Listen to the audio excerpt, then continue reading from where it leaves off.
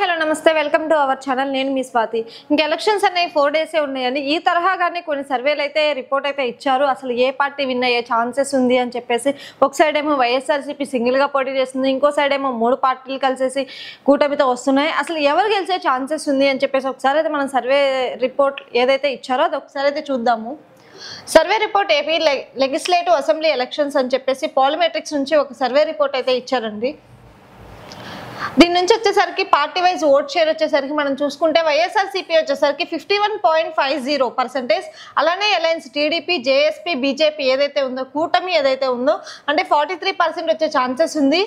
INC వచ్చేసరికి 1%, అలానే others వచ్చేసరికి 4.5%. అంటే తాజాగా ఇప్పుడు రిలీజ్ చేసిన వాళ్ళు కూడా ఏం చెప్తున్నారంటే ఈసారి కూడా వైఎస్ఆర్సీపీ వచ్చే ఛాన్సెస్సే ఉంది, మళ్ళీ ఫ్యాన్ ప్రభంజనం సృష్టించబోతుంది అనే చెప్తున్నారు.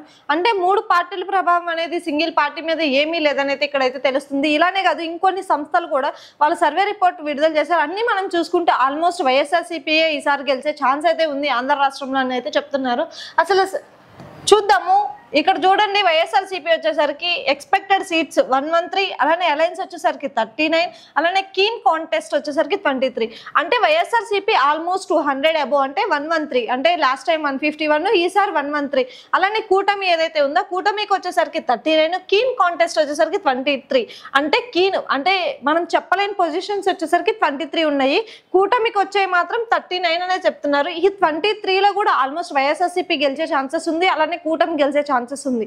అంటే ఈ 23లో అటు సోగం ఇటు సోగం వెళ్ళిన ఆల్మోస్ట్ 11 వెళ్ళినా 113 అంటే 124తో మళ్ళీ ఈసారి ఫ్యాన్ ప్రభంజనం సృష్టించబోతుందని చెప్పుకోవాలి.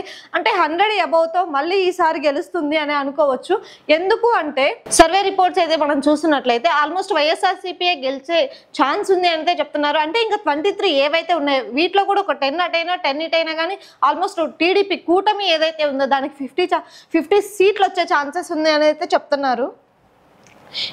ఇంకొక మనం చూసుకుంటే జోన్ వైజ్ చూసుకుంటే శ్రీకాకుళం వచ్చేసరికి ఉత్తరాంధ్ర ఇవి వచ్చేసరికి టోటల్ 8 ఉంటే వైఎస్ఆర్సీపీ వచ్చేసరికి 5, అంటే అలయన్స్ వచ్చేసరికి 1, కీన్లో 2, అంటే మొత్తం 8లో వైఎస్ఆర్సీపీ వచ్చేసరికి 5 గెలిచే ఛాన్సెస్ ఉంది. టీడీపీ అంటే కూటమి ఏదైతే ఉందో అది 1, కీన్ వచ్చేసరికి 2, అంటే ఆ పొజిషన్ అటైనా ఇటైనా ఆల్మోస్ట్ 5+1 అంటే 6. అంటే శ్రీకాకుళంలో కూడా ఈసారి వైఎస్ఆర్సీపీ గెలిచే ఛాన్స్ ఉంది. అలానే విజయనగరంలో మొత్తం వచ్చేసరికి 7 ఉన్నాయి, 7లో మళ్ళీ వైఎస్ఆర్సీపీ 5, అలానే టీడీపీ వచ్చేసరికి 2 కూటమి, అలానే పార్వతీపురం మన్యం ఉత్తరాంధ్ర మొత్తం వచ్చేసరికి 4 ఉన్నాయి, వైఎస్ఆర్సీపీ వచ్చేసరికి 3, అలానే అలయన్స్ వచ్చేసరికి 1. అంటే మనం శ్రీకాకుళం కానీ విజయనగరం లాస్ట్ టైం ఇక్కడ సీట్లు కోల్పోయిందని చెప్పొచ్చు, కానీ ఈసారి ఆ ఛాన్స్ లేకుండా వైఎస్ఆర్సీపీ గెలుస్తుంది, ఇటు సైడ్ నుంచే వార్ అనేది స్టార్ట్ చేశారు అని అయితే మనం ఇక్కడ తెలుస్తుంది మనకి. అలానే విశాఖపట్నంలో కూడా వచ్చేసరికి టోటల్ వచ్చేసరికి ఏమో 6 ఉన్నాయి, వైఎస్ఆర్సీపీ 4 ఉంది, అలయన్స్ వచ్చేసరికి 2.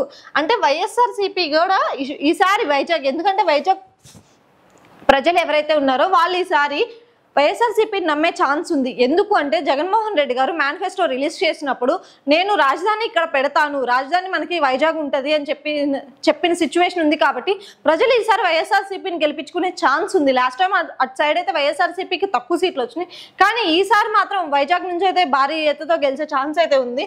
అలానే అనకాపల్లి వచ్చేసరికి 7 ఉన్నాయి, 7లో 4 వచ్చేసరికి వైఎస్ఆర్సీపీ, అలానే ఎన్డీఏ కూటమి వచ్చి 1, అలానే కీన్ వచ్చేసరికి 2. అంటే కీన్ అంటే మనం చెప్పలేని సిచ్యువేషన్ అటు ఇటు ఉన్నా కానీ ప్లస్ ఇంకొకటి 4+1 వచ్చినా 5 అనకాపల్లి వచ్చేసరికి 5 వస్తుంది. అలానే అల్లూరు సీతారామరాజు, అలానే అక్కడ 3 ఉంటే 2 వచ్చేసరికి వైఎస్ఆర్సీపీ ఉంది. అసలు కూటమికి అక్కడ ఛాన్స్ లేదు అని చెప్తున్నారు. ఆల్మోస్ట్ కీన్ కాంటెస్ట్ అంటే 1 అంటే కూడా అది కూడా వైఎస్ఆర్సీపీకి వెళ్ళే ఛాన్స్ ఉంది.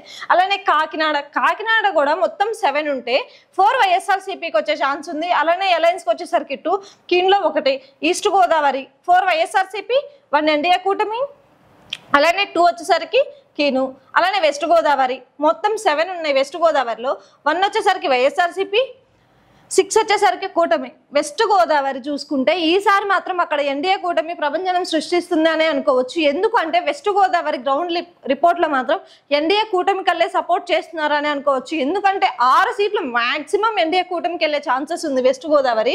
ఏలూరు వచ్చేసరికి 7లో 4 వచ్చేసరికి ఏమో వైఎస్ఆర్సీపీ, 1 వచ్చేసరికి ఏమో కూటమి. ఎన్టీఆర్ జిల్లా వచ్చేసరికి ఏమో 7 ఉన్నాయి, అక్కడ వచ్చేసరికి ఏమో 3 వైఎస్ఆర్సీపీ ఉంది,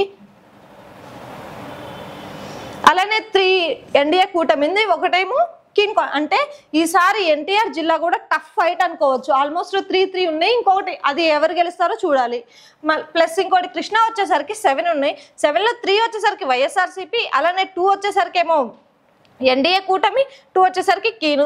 పల్నాడులో 7 ఉంటే ఆల్మోస్ట్ 4 వైఎస్ఆర్సీపీ ఉంది, 1 వచ్చేసరికి ఏమో ఎన్డీఏ కూటమి, అలానే కీను వచ్చేసరికి 2 ఉన్నాయి. అంటే 2 పొజిషన్స్ అసలు మనం చెప్పలేము, ఎందుకంటే పల్నాడు అనేది ఆల్మోస్ట్ వైఎస్ఆర్సీపీకి అడ్డా అని చెప్పుకోవచ్చు.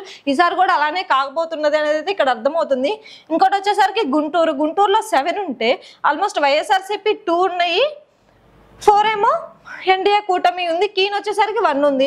గుంటూరు ఈసారి అటు ఇటుగా అయ్యే ఛాన్సెస్ ఉంది అండి. ఎందుకు అంటే ఎన్డీఏ కూటమి ప్రభావం ఉన్నట్టే ఉంది ఇక్కడ, ఎందుకంటే వైఎస్ఆర్సీపీకి 2 వచ్చే ఛాన్సెసే ఉంది ఇక్కడ. మళ్ళీ ఇంకోటి వచ్చేసరికి బాపట్ల చూసుకుంటే మొత్తం 6 ఉంటే 3 వచ్చేసరికి వైఎస్ఆర్సీపీ, అలానే 2 వచ్చేసరికి ఏమో ఎన్డీఏ కూటమి, 1 వచ్చేసరికి ఏమో కీన్ కాంటెస్ట్. అంటే సేమ్గా ఉంది, అక్కడ ఇక్కడ సేమ్ ఉంది. ప్లస్ ఇక్కడ ప్రకాశం చూసుకుంటే 8 ఉన్నాయి, 8లో 5 ఏమో వైఎస్ఆర్సీపీ, 1 ఏమో ఎన్డీఏ కూటమి, 2 ఏమో కీను. అంటే ప్రకాశం కూడా ఆల్మోస్ట్ ఈసారి వైఎస్ఆర్సీపీ వస్తుందని ఇక్కడ తెలిసిపోతుంది. అలానే తిరుపతి, రాయలసీమ 7 ఉంటే 7కి 7 వైఎస్ఆర్సీపీ. అసలు వైఎస్ఆర్సీపీ వాళ్ళకి బలం ఏదైనా ఉంది అంటే అది ఇక్కడ నుంచి మనం చూసుకోవచ్చు. తిరుపతి వైఎస్ఆర్, నంద్యాల, కర్నూలు, అనంతపురం వీటిలో ఆల్మోస్ట్ మొత్తం వచ్చేది వైఎస్ఆర్సీపీ. ఎన్డీఏ కూటమికి 1 సీట్ వచ్చే ఛాన్స్ లేదు ఇక్కడ. అలానే వైఎస్ఆర్లో రాయలసీమ 7కి 7 అయితే వైఎస్ఆర్సీపీకి వస్తుంది. అలానే అన్నమయ్య చూసుకుంటే టోటల్ 6 ఉన్నాయి, 6 వైఎస్ఆర్సీపీకి వచ్చే ఛాన్సెసే ఉంది. అలానే నంద్యాల చూసుకున్నా కానీ 6 వచ్చే ఛాన్సెస్ ఉంది. కర్నూలు రాయలసీమ అంటే 8లో 7 అయితే వైఎస్ఆర్సీపీకి వచ్చే ఛాన్స్ ఉంది. 1 వచ్చేసరికి కీన్, ఆ 1 కూడా ఆల్మోస్ట్ వైఎస్ఆర్సీపీకే రావచ్చు. ఇంకోటి వచ్చేసరికి అనంతపురం రాయలసీమ కాబట్టి 6.